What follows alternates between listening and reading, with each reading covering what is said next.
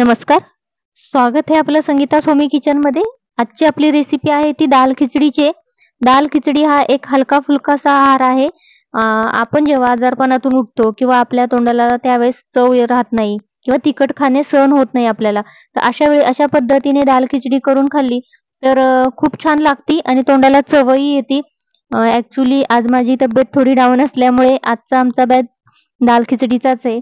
त्यामुळे मी आज मुलांना बोलले, की आज आपण दाल खिचडी करूया.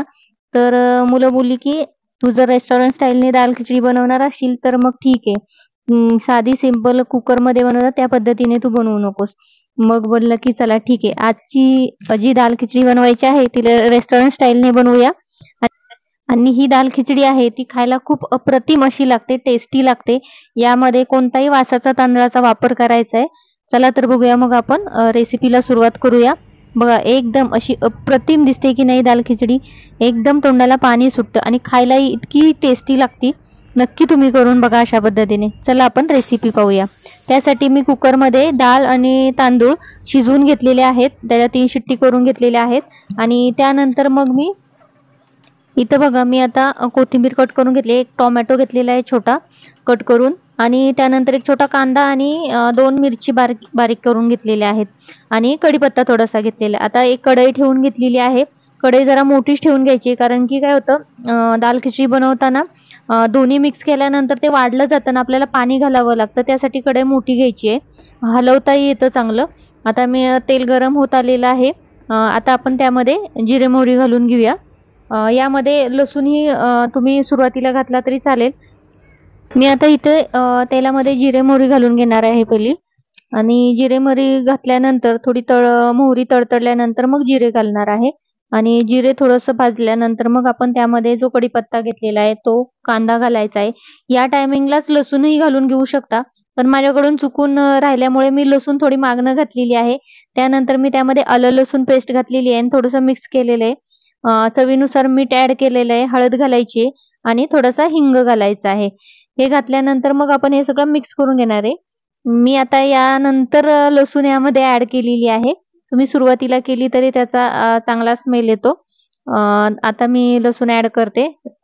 तीही तेलामध्ये भाजली जाईल, पण सुरुवातीला केली तर त्याचा थोडा फ्लेवर आणखीन छान येतो. आता बघा आता हे भाजलेलं आहे आणि आता त्यानंतर मग आपण त्यामध्ये जी आपण डाळ घेतलेली आहे ती थोडीशी घोटून घ्यायची आणि तोपर्यंत आणि आता मी हे जे टोमॅटो कट केलं होतं ते घालून घेतलेलं आहे आपल्या कांद्यामध्ये आणि ते भाजत ठेवलेलं आहे. आता ही डाळ मी घोटून घेतलेली एकदम म्हणजे जास्त नाही, चम्मचनीच फक्त आपण ती थोडीशी बारीक करून घ्यायची आहे आणि त्यानंतर आपण त्याची फोडणी द्यायची आहे. आता मी ती तशी डाळ याच्यामध्ये घातलेली आहे, फोडणीला घातलेली आहे आणि सगळं मिक्स करून घ्यायचे आणि एक बाजूला मी टोपामध्ये गरम करायला पाणी ठेवलेलं आहे. चांगलं कडक झालेलं पाणी मग यामध्ये आपण घालून घ्यायचं आहे. पाणी थोडंसं जास्त घालावं लागतं कारण की आपण भात जेव्हा ॲड करतो तेव्हा तो भात आहे तो सगळी डाळीचं पाणी असतं ते सगळं शोषून घेतो आणि मग ती घट्ट होत जाते. त्यामुळे जसं लागेल तसं पाणी तुम्ही याच्यामध्ये ॲड करून घ्यायचे. म्हणजे जेवढी तुम्हाला दाल खिचडी बनवायची त्या पद्धतीने. आता बघा मी त्यामध्ये आणखीन एक टोपभर पाणी घातलेलं आहे आणि त्याच्यानुसार मग मी आता त्यामध्ये भात ॲड करणार आहे.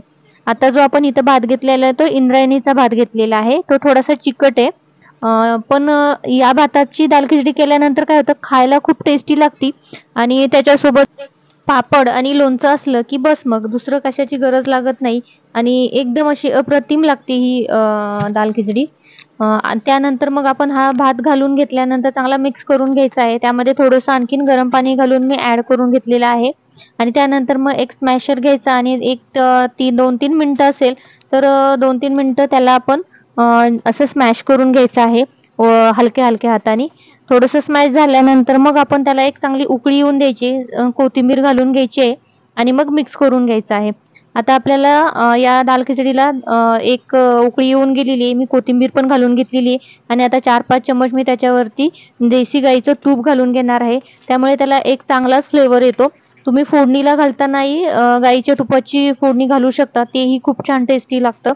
मी तेलाचा वापर केलेला आहे आता चला आपण सर्व करायला घेऊया। दाल खिचडी आपली तयार झालेली, एकदम अशी अप्रतिम दिसते, खायलाही खूप टेस्टी लागती आणि एकदम असा हलका फुलका आहार आहे। तुम्ही नक्की अशा पद्धतीने बनवून बघा। सर्व करताना शक्यतो ही गरम गरमच सर्व करायची आणि जेव्हा तुम्ही सर्व कराल त्यावेळेस एक तुपाचा चम्मच घालून मग सर्व करा। अशा पद्धतीने खूप छान लागती आणि तुम्हाला ही रेसिपी कशी वाटली ती नक्की कमेंट करून सांगा आणि आवडल्यास नक्की बनवून बघा। चॅनलला लाईक, शेअर आणि सबस्क्राईब करायला विसरू नका। बेल आयकॉन प्रेस करा, त्यामुळे तुम्हाला अशाच नवीन रेसिपी पाहायला मिळतील। Thank you.